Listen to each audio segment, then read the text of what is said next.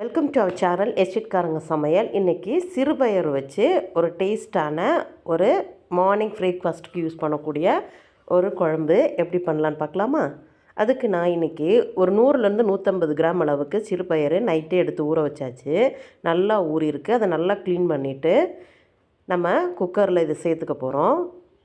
அது கூட ஒரு 4 கீறின பச்சை மிளகா, 6லேருந்து 7 வரைக்கான சின்ன வெங்காயம் சேர்த்துக்கோங்க.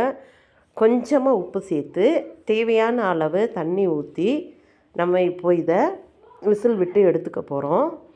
அதாவது நீங்கள் எடுத்துருக்க பயரத்துக்கு தகுந்த மாதிரி நீங்கள் விசில் விட்டு எடுத்துக்கோங்க. நான் 4லேருந்து 5 விசில் வச்சுருக்கேன். அதுக்கு விசில் அடிக்கிறதுக்குள்ளே நம்ம இதுக்கு தேவையான மசாலா ரெடி பண்ணிக்கலாம். அதுக்கு நான் ஒரு கைப்பிடி அளவுக்கு தேங்காய், 6லேருந்து 7 சின்ன வெங்காயம், கொஞ்சமாக மஞ்சள் தூள், 1/2 ஸ்பூன் அளவுக்கு சின்ன ஜீரகம், 1 பல் பூண்டு சேர்த்து அளவான தண்ணி ஊற்றி பேஸ்ட்டாக அரைச்சி எடுத்துக்க போகிறோம். இப்போது விசில் அடித்து நிப்பாட்டி ஏறும் இறங்கிருச்சு. இப்போ நம்ம திறந்து பார்த்தோன்னா நல்லா குழஞ்சி வெந்திருக்கு. இதை நல்லா ஒரு தடவை கரண்டிட்டு கிண்டி விடுங்க. இப்போ நமக்கு குக்கரில் இருக்கிறத காட்டிலும் இதை ஒரு பாத்திரத்துக்கு நம்ம மாற்றிக்கலாம். மாற்றிட்டு அடுப்பை பற்ற வச்சு நம்ம இது நல்லா ஒரு தடவை கரண்டிட்டு நல்லா கிண்டி மசிச்சு விடுங்க. மசிச்சு விட்டுட்டு நம்ம அரைச்சி எடுத்து வச்சுருக்க தேங்காய் பேஸ்ட்டை இதில் அளவாக சேர்த்துக்கோங்க. சேர்த்துட்டு நல்லா மிக்ஸ் பண்ணி விடுங்க. லோ ஃப்ளேமில் வச்சு கொதிக்க விடணும். ஏன்னா நம்ம சேர்த்துருக்க தேங்காய், சின்ன ஜீரகம், இப்போ வெங்காயம், மஞ்சள் பொடி, வெள்ளைப்பொடி இது எல்லாமே பச்சை மணம் நல்லா மாறி வரணும். இப்போது நல்லா கொதிக்க ஆரம்பிச்சிருச்சு. கொதித்து லைட்டாக இந்த தண்ணி வற்றி கிரேவி லைட்டாக திக்காகணும். நார்மலாகவே பயிறு குழம்பு நம்ம இறக்கி வச்ச உடனே அது திக்காகவே ஆரம்பிச்சிரும். அதனால் ஃப்ளேமை குறைச்சிக்கோங்க. அதுக்குள்ளே நம்ம இதுக்கான தாளிசத்தை நம்ம ரெடி பண்ணிக்குவோம். நல்லா கிண்டி விட்டிங்கனாலே தெரியும் எவ்வளோ திக்னஸ் இருக்குதுன்னு. நம்ம இப்போது அடுப்பவுமே ஆஃப் பண்ணிக்கலாம். ஆஃப் பண்ணிவிட்டு நல்லா கிண்டி விடுங்க. அதோட திக்னஸை நம்ம இப்போவுமே பார்த்துக்கலாம். அதுக்குள்ளே நான் பக்கத்தில் ஒரு இரும்பு சட்டி வச்சு அதில் 2 ஸ்பூன் அளவுக்கு தேங்காய் எண்ணெய் சேர்த்துருக்கேன்.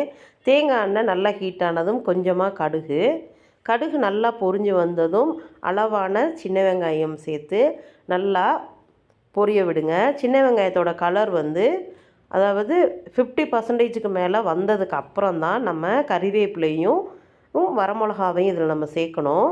இல்லைன்னா ஃபஸ்ட்டே சேர்த்தோன்னா வெங்காயம் முருகலாக வராது. இது 2 மட்டும் தீஞ்சு போயிடும்.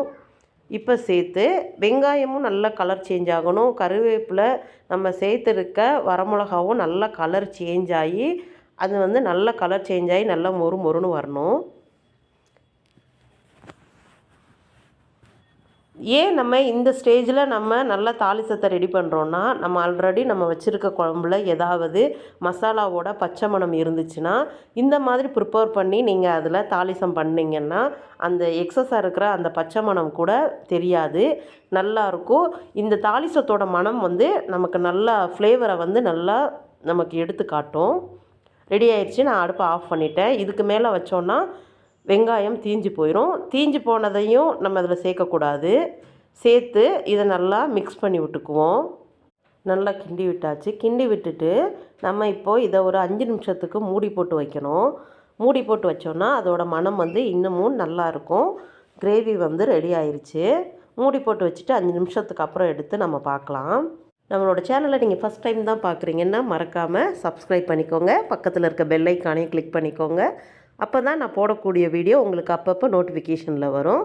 மறக்காமல் நம்மளோட சேனலை ஷேர் பண்ணுங்கள், லைக் பண்ணுங்கள், கமெண்ட் பண்ணுங்கள். தேங்க்யூ ஃபார் வாட்சிங்.